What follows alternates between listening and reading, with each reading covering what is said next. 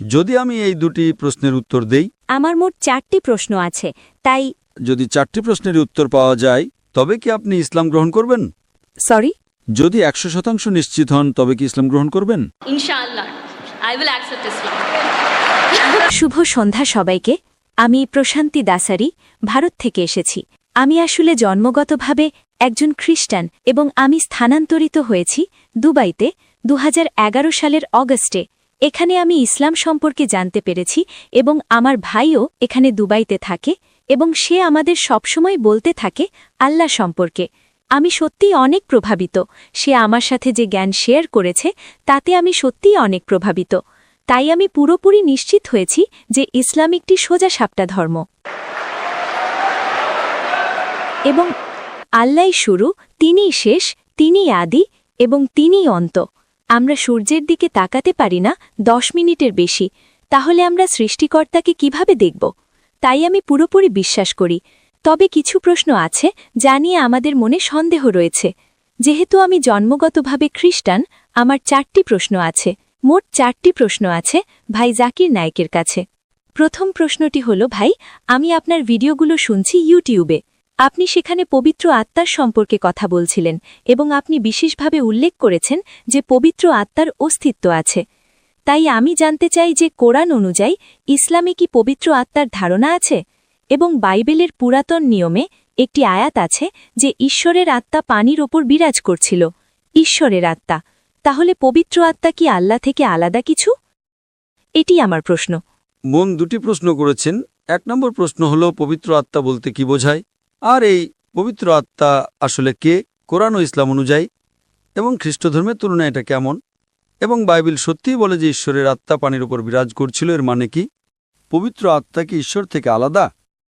বোন দুটি প্রশ্ন করেছেন। যদি আমি এই দুটি প্রশ্নের উত্তর দেই তবে কি আপনি ইসলাম গ্রহণ করবেন? আমার মোট 4টি প্রশ্ন আছে, তাই আপনি কি চান আমি প্রথম দুটির উত্তর দেই, তারপর আপনি বাকি দুটি প্রশ্ন করবেন? হ্যাঁ, অবশ্যই। আমি 70% নিশ্চিত হয়েছি।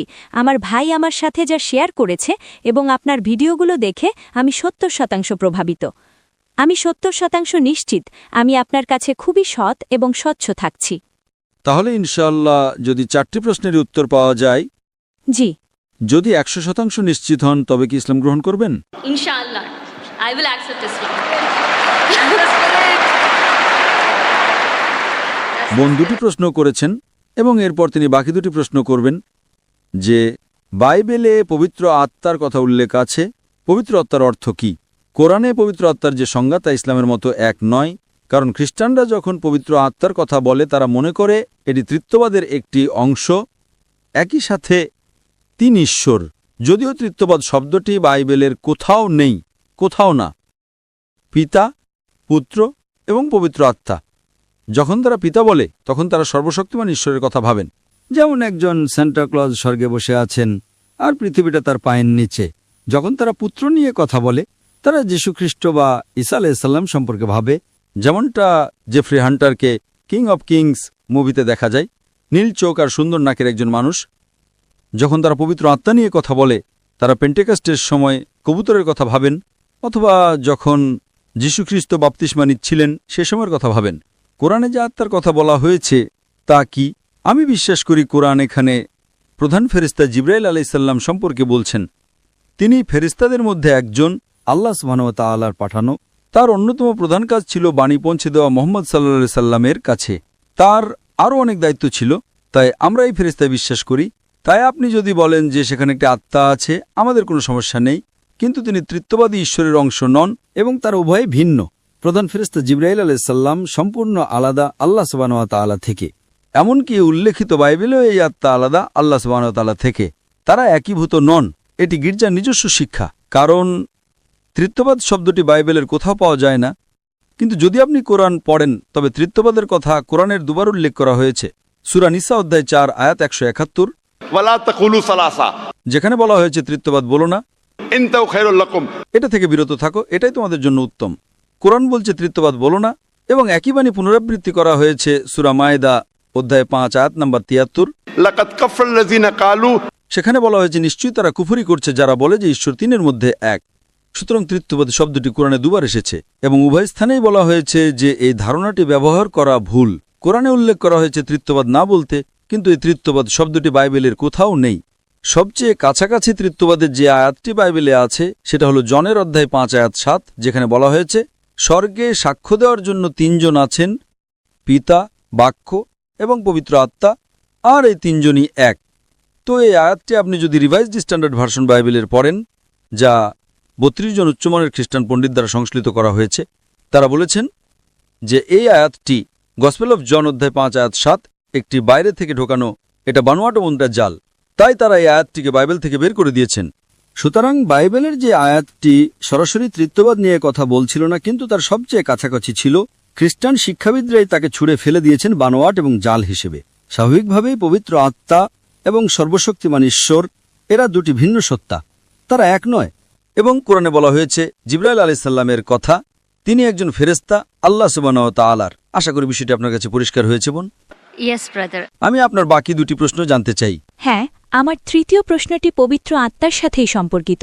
সকল নবী বা আল্লাহর মানুষ, যেমন ইব্রাহিম, ইসহাক এবং মুসা আলাহিসাল্লাম, এই সকল নবী আল্লাহর সাথে যোগাযোগ করতেন। তারা আল্লাহর সাথে ভাব বিনিময় করতেন। আল্লাহর সাথে যোগাযোগ করার জন্য যেহেতু তারা সবাই আল্লাহর মনোনীত ব্যক্তি ছিলেন, তাদের অবশ্যই বিশেষ কোনো শক্তির অধিকারী হতে হয়েছিল। এটি হয়তো আল্লাহর অনুগ্রহ ছিল, তাই এটি একটি শক্তি, সেখানে বিশেষ কোনো শক্তি কাজ করেছে যাতে তারা আল্লাহর সাথে যোগাযোগ করতে পারেন। তো সেই শক্তিটা আসলে কি? তো এতকাল আমার ধারণা বা বুঝটা যা ছিল তা হল পবিত্র আত্মার সাহায্যেই সকল নবী আল্লাহর সাথে সুপারিশ করতেন। এটি কি সত্য? বোন প্রশ্ন করেছেন যে রসুলগণ সুপারিশ করেন সর্বশক্তিমান আল্লাহর কাছে। এরপর আপনি বললেন যোগাযোগ করা আল্লাহর সাথে। বোন, ইংরেজি শব্দ সুপারিশ করা আর যোগাযোগ করা দুটি ভিন্ন জিনিস। তো আপনার প্রশ্নটি কি সুপারিশ করা নাকি যোগাযোগ করা? সুপারিশ করা। সুপারিশ করার মানে হলো কেউ অন্য কারো হয়ে সুপারিশ করে।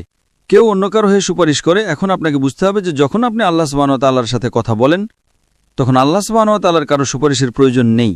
এবং আল্লাহ কোরআনে বলেছেন সূরা গাফির অধ্যায় নম্বর 40 আয়াত নম্বর 60, তোমরা আমাকে ডাকো, আমি তোমাদের ডাকে সাড়া দেব। আল্লাহ সুবহানাহু ওয়া তাআলার কাছে কারো সুপারিশের প্রয়োজন নেই। কেন? কারণ মানুষ উদাহরণ দেয় যে যখন আপনি বিচারকের কাছে যান, আদালতে আপনার মামলা পেশ করেন, তখন আপনি উকিল নিয়োগ করেন।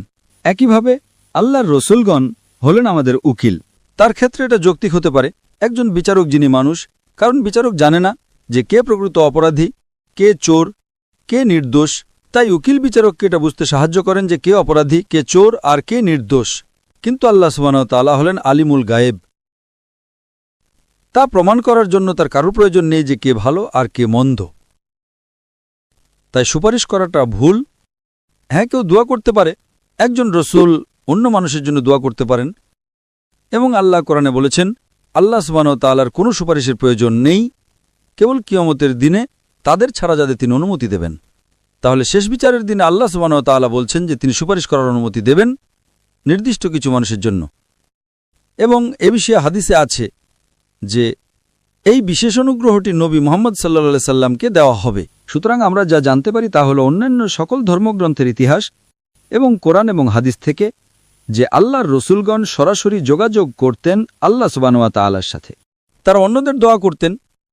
কিন্তু যদি আমরা নবীকে সুপারিশকারী হিসেবে ব্যবহার করি, অর্থাৎ যদি আমি প্রার্থনা করি আর মনে করি এই নবীর মাধ্যমে আল্লাহর কাছে যেতে হবে, নবীর আদেশ অনুসরণ করা ভালো, কিন্তু যদি আমি আল্লাহ সুবহানাহু ওয়া তাআলা ছাড়া অন্য কারো কাছে প্রার্থনা করি, যেটা অনেক মানুষই করে থাকে, তারা মানুষের কাছে প্রার্থনা করে এই ভেবে যে তারা সর্বশক্তিমান ঈশ্বরের খুব কাছের মানুষ। তাই যদি আমরা তার মাধ্যমে প্রার্থনা করি তবে ঈশ্বর কবুল করবেন আমাদের প্রার্থনা দ্রুত এবং ভালোভাবে। এটা ভুল ধারণা। আমাদের সরাসরি আল্লাহ সুবহানাহু ওয়া তাআলার কাছে প্রার্থনা করতে হবে। আল্লাহর এই নবীরা হলেন আল্লাহ রসুল। হ্যাঁ, তাদের বিশেষ ক্ষমতা আছে, তারা কথা বলতে পারেন আল্লাহ সুবহানাহু ওয়া তাআলার সাথে। এবং আল্লাহ সুবহানাহু ওয়া তাআলা মানুষের মধ্যে থেকে নির্দিষ্ট কিছু মানুষকে বেছে নেন তার বাণী অন্যদের কাছে পৌঁছে দেওয়ার জন্য। এই মনোনীত ব্যক্তিদের সর্বশক্তিমান ঈশ্বরের যাদের আমরা নবী বলি বা আল্লাহ রসুল বলি। সুতরাং আল্লাহ সুবহানাহু ওয়া তাআলা বাছাই করে নির্দিষ্ট কিছু মানুষকে পৃথিবীতে তার বাণী অন্যদের কাছে পৌঁছে দেওয়ার জন্য, তাদেরকে আল্লাহ রসুল বলা হয়। সুতরাং একটি যোগাযোগ থাকে রসুল এবং আল্লাহ সুবহানাহু ওয়া তাআলার মধ্যে। কিন্তু তার মানে এই নয় যে মানুষ এই রসুলদের সুপারিশকারী হিসেবে ব্যবহার করবে, যে যদি তারা এই রসুলদের কাছে প্রার্থনা করে তবে সর্বশক্তিমান ঈশ্বর আমাদের কথা শুনবেন। এটা গির্জার শিক্ষা যা আপনি যীশুখ্রিস্ট বিশ্বাস করবেন আর আপনার সব পাপ ক্ষমা হয়ে যাবে। এই ধারণা ইসলামে নেই, এমনকি প্রকৃত খ্রিস্টান ধর্মেও নেই। এটা গির্জার নিজস্ব শিক্ষা বোন। আশা করি বিষয়টা আপনার কাছে পরিষ্কার হয়েছে। হ্যাঁ, আমার শেষ প্রশ্নটি হল, বাইবেলের নতুন নিয়মে একটি বই বুক অফ অ্যাক্টস, সেখানে পল ভাষার অলৌকিক ক্ষমতার সম্পর্কে উল্লেখ করেছেন। নতুন নিয়মে এই অলৌকিক ভাষার সম্পর্কে আপনার বক্তব্য কি? মানে ইসলাম অনুযায়ী কি এটি পুরোপুরি বর্জন করা হয়েছে? এটি কি এখন নেই, নাকি সেই সময় জিব্বার উপহার অলৌকিক ভাষার অস্তিত্ব ছিল? বোন প্রশ্ন করেছেন যে পল জিব্বা সম্পর্কে বলেছেন। যদি আমাকে রেফারেন্স দিতে পারেন আমি ভালোভাবে উত্তর দিতে পারব। তবে সাধারণভাবে বাইবেলে জিব্বা সম্পর্কে অনেক বক্তব্য রয়েছে এবং আরও বলা হয়েছে। আপনি যদি গসপেল পড়েন, আপনি যদি গসপেল মার্ক পড়েন, সেখানে বলা হয়েছে যে কেউই একজন বিশ্বাসী সে বিদেশি ভাষা বুঝতে সক্ষম হবে এবং বিদেশি ভাষায় কথা বলতে সক্ষম হবে। তার মানে আপনি যদি ঈশ্বরে বিশ্বাসী হন তবে আপনি বিদেশি ভাষা বুঝতে এবং কথা বলতে পারবেন। যখন আমার বিতর্ক হচ্ছিল ডক্টর উইলিয়াম ক্যাম্পবেলের সাথে, তখন আমি ঠিক এটাই করেছিলাম। আমি তাকে একটি 100 টাকার নোট দিয়েছিলাম এবং ভারতের 100 টাকার নোটে আপনারা হয়তো জানেন যে যেহেতু আমাদের সেখানে 22টি সরকারি ভাষা রয়েছে, আমি ইংরেজিতে পড়লাম 100 রুপিজ, হিন্দিতে বলা আছে 100 রুপিয়া। আমি তাকে বললাম বাকি 20টি ভাষা পড়ে দেখান যদি আপনি বিশ্বাসী হন, এবং তিনি তা পারেননি। অনেক রেফারেন্স আছে কোরআনে ভাষা নিয়ে। আপনি যদি কোরআন পড়েন তবে কোরআন সূরা রুম অধ্যায় 30 আয়াত নম্বর 22 বলছে, আল্লাহ সুবহানাহু ওয়া তাআলা মানুষকে সৃষ্টি করেছেন বিভিন্ন বর্ণ এবং ভাষায়, যাতে তোমরা একে অপরকে চিনতে পারো, যাতে জ্ঞানবান মানুষেরা বিষয়টি বুঝতে পারে। তাছাড়াও কোরআন বলছে যে শেষ বিচারের দিনে আপনার জিহ্বা, আপনার অঙ্গ প্রত্যঙ্গ, আপনার হাত, এগুলো আপনার হয়ে সাক্ষ্য দেবে আপনি কি ঠিক করেছেন আর কি ভুল করেছেন তা নিয়ে। নবী সাল্লাল্লাহু আলাইহি সাল্লামের বিভিন্ন হাদিসে কথা বলা সম্পর্কে আলোচনা করা হয়েছে। সুতরাং কোরআনে জিহ্বা সম্পর্কে অনেক রেফারেন্স আছে, বাইবেলেও অনেক রেফারেন্স রয়েছে জিহ্বা সম্পর্কে এবং কিভাবে একজন বিশ্বাসীকে পরীক্ষা করতে হয়। আশা করি বিষয়টি আপনার কাছে পরিষ্কার হয়েছে বোন। ধন্যবাদ। এবং আমার শেষ প্রশ্নটি হল, আমার একজন মুসলিম বন্ধু আছে এবং সে আমাকে পরামর্শ দিয়েছে বাইবেলের পুরাতন নিয়ম পড়ার। সে বিশেষভাবে পুরাতন নিয়মটা আগে অনুসরণ করতে বলেছে এবং তারপর বলেছে কুরআন পড়তে। কিন্তু আপনি যেমন বিশেষভাবে উল্লেখ করেছেন যে কুরআন হল আল্লাহর দেওয়া সর্বশেষ ও চূড়ান্ত প্রত্যাদেশ, তাই একজন মুসলিম হিসেবে আপনি আমাকে কি পরামর্শ দেবেন? কারণ আমার বন্ধু মুসলিম হওয়ার সত্ত্বেও সে বলেছে আগে বাইবেলের পুরাতন নিয়ম অনুসরণ করতে এবং পরে কুরআন পড়তে। বোন প্রশ্ন করেছেন যে তার এক বন্ধু তাকে বলেছেন আগে পুরাতন নিয়ম পড়তে এবং তারপর কোরআন। বোন, এটি কোনো বাধ্যতামূলক বিষয় না। যদি পুরাতন নিয়ম এবং নতুন নিয়মের মতো কিছু থাকে তবে সর্বশেষ নিয়ম হিসেবে কোরআনও আছে। সুতরাং খ্রিস্টানরা যখন পুরাতন ও নতুন নিয়মের কথা বলে, জেনে রাখুন এটি হলো আল্লাহ সুবহানাহু ওয়া তাআলার সর্বশেষ ও চূড়ান্ত নিয়ম। এখন আমি আপনাকে একটা প্রশ্ন করছি। অবশ্যই। উদাহরণস্বরূপ, আপনি মেডিকেল কলেজে গিয়েছেন। আমি নিজে তো মেডিকেল কলেজে ছিলাম। প্রফেসর কিথ মুর কিছু বই লিখেছেন এবং তার বইয়ের প্রথম সংস্করণ, দ্বিতীয় সংস্করণ, তৃতীয় সংস্করণ ছিল। তো আপনি কি প্রথম সংস্করণটি পড়বেন নাকি সর্বশেষ সংস্করণটি পড়বেন? আমি সর্বশেষ সংস্করণটি পড়ব। লেটেস্ট, ঠিক। হ্যাঁ, যদি আপনি সত্যি প্রথম সংস্করণটিকে অনেক ভালোবাসেন তবে আমি বলবো এতে কোনো সমস্যা নেই। আগে প্রথম সংস্করণটি পড়ুন এবং তারপর শেষ সংস্করণটি পড়ুন। তো আপনি যদি আসক্ত হয়ে থাকেন পুরাতন নিয়মের এবং সেটা যদি আপনার হৃদয়ের খুব কাছাকাছি হয়, তবে কুরআন বলছে সূরা আল ইমরান অধ্যায় 3 আয়াত 64, তাআলাউ ইলা কালিমাতিন সাওয়াইন বাইনা বাইনাকুম। সেগুলোতে একমত হও আমাদের এবং তোমাদের মধ্যে যে বিষয়গুলো মিল আছে। তখন আমি বলবো যে আপনি যদি পুরাতন নিয়মের প্রতি এতটা আসক্ত থাকেন তবে কোনো সমস্যা নেই। পুরাতন নিয়মটি পড়ুন এবং তারপর কোরআন পড়ুন। কমপক্ষে যে বিষয়গুলো মিল আছে সেগুলোতে একমত হন।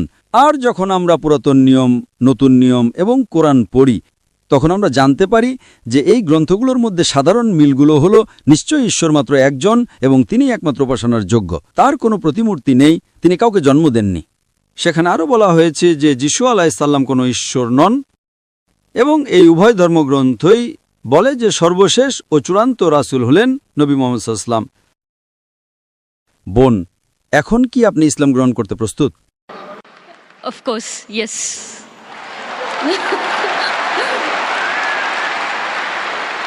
বোন, আপনি কি বিশ্বাস করেন যে ঈশ্বর মাত্র একজন?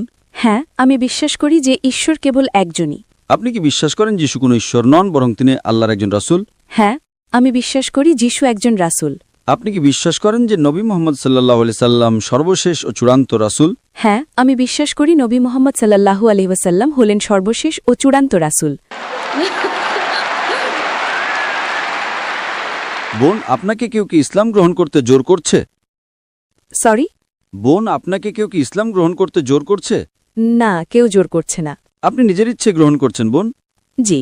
কারণ ইসলামে কাউকে ইসলাম গ্রহণ করতে বাধ্য করা হারাম। এটা হারাম ধর্মের দিক থেকে, এবং অধিকাংশ দেশে এটা নিষিদ্ধ। এমনকি দুবাইকেও কাউকে ধর্ম গ্রহণ করতে বাধ্য করা নিষিদ্ধ। তো আপনি নিজের ইচ্ছায় গ্রহণ করছেন বোন। হ্যাঁ, আর এই কারণেই আমি আপনাকে অনেকগুলো প্রশ্ন করেছি। MashaAllah. Out of free will. Hope, আশা করি আপনাকে কেউ ঘুষ দিচ্ছেন না। No. because in India, কারণ ভারতে যখন অনেক মানুষ ইসলাম গ্রহণ করে, তখন সিআইডি বা পুলিশ গিয়ে তাদের জিজ্ঞাসা করে, ডক্টর জাকির নায়েক আপনাকে কত ডলার দিয়েছেন? আমি তাদের বলি যে আমি তাদের আখিরাতের মুদ্রা দিয়েছি, আখিরাতের মুদ্রা যা গ্রহণযোগ্য। তো ইনশাআল্লাহ বোন, আমি আরবিতে বলবো, আপনি সেটা পুনরাবৃত্তি করবেন। ঠিক আছে। Ashhadu Ashhadu Allah Allah ilaha ilaha illallah illallah wa ashhadu wa ashhadu anna anna Muhammadan Muhammadan abduhu abduhu wa rasuluhu. wa rasuluhu.